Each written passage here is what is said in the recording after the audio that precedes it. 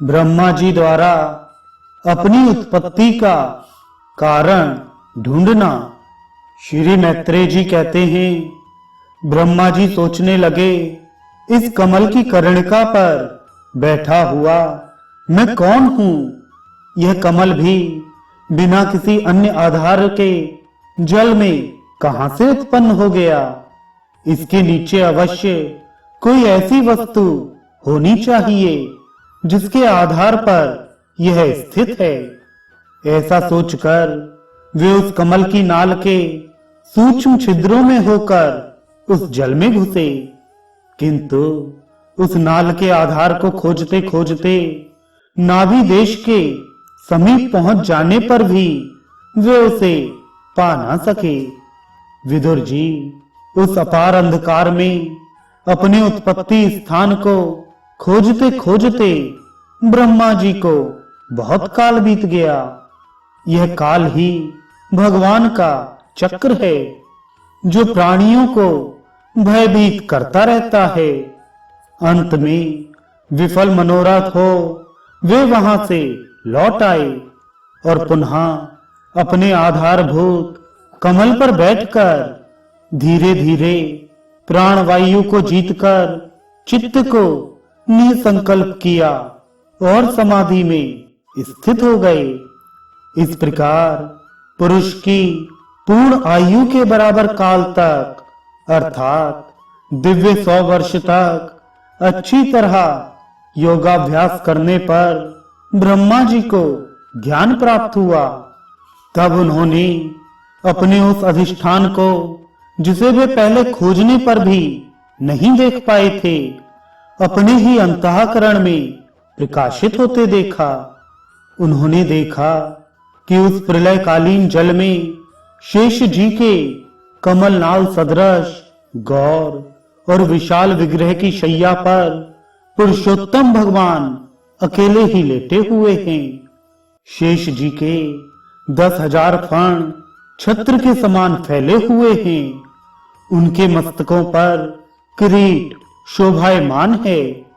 उनमें जो मड़ियां जड़ी हुई हैं, उनकी कांति से चारों ओर का अंधकार दूर हो गया है। वे अपनी श्याम शरीर की आभा से मरकत मणि के पर्वत की शोभा को लज्जित कर रहे हैं।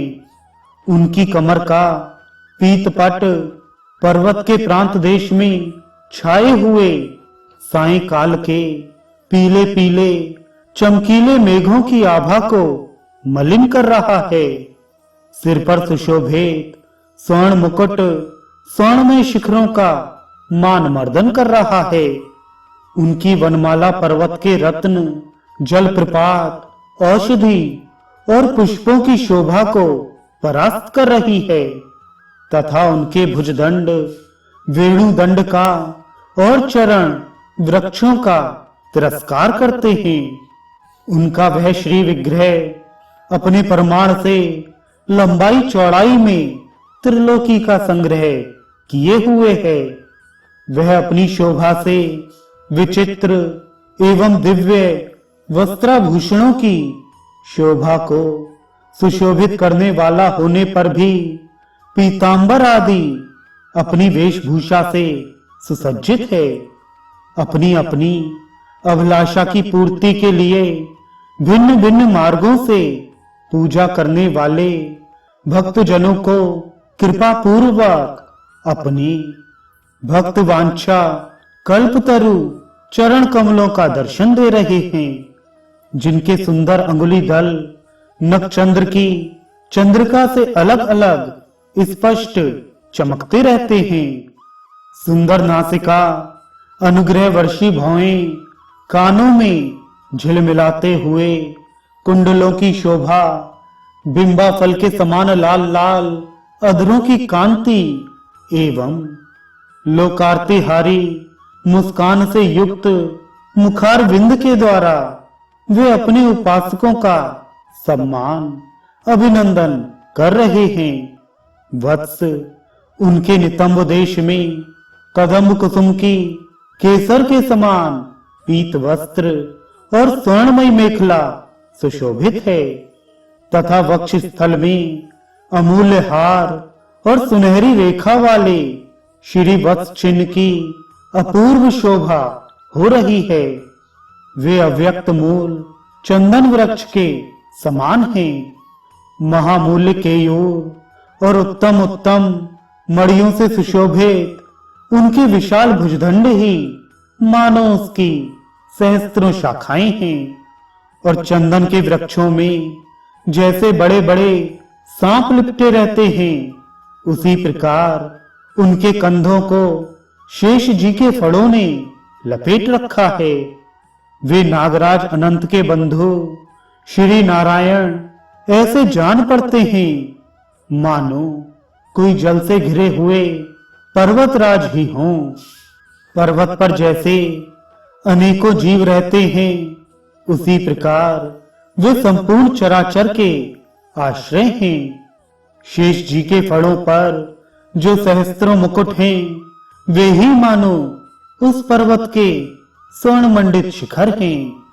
तथा वक्ष स्थल में विराजमान कौस्तुभ मणि उसके गर्भ से प्रकट हुआ रत्न है। प्रभु के गले में वेद रूप भवनों से गुंजायमान अपनी कीर्तिमयी वनमाला विराज रही है। सूर्य, चंद्र, वायु और अग्नि आदि देवताओं की भी आप तक पहुंच नहीं है। तथा त्रिभुवन में बेरोक टोक विचरण करने वाले सुदर्शन चक्र आदि आयुध भी प्रभु के आसपास ही घूमते रहते हैं। उनके लिए भी आप अत्यंत दुर्लभ हैं।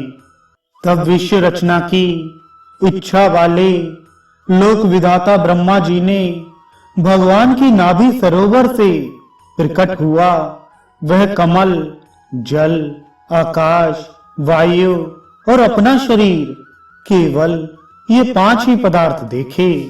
इनके सिवा और कुछ उन्हें दिखाई ना दिया।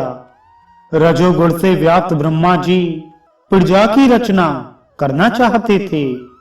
जब उन्होंने सृष्टि के कारण रूप केवल ये 5 ही पदार्थ देखे, तब लोक रचना के लिए उत्सुक होने के कारण वे अचिंत्य गति श्री हरि में चित्त लगाकर उन परम पूजनीय प्रभु की स्तुति करने लगे।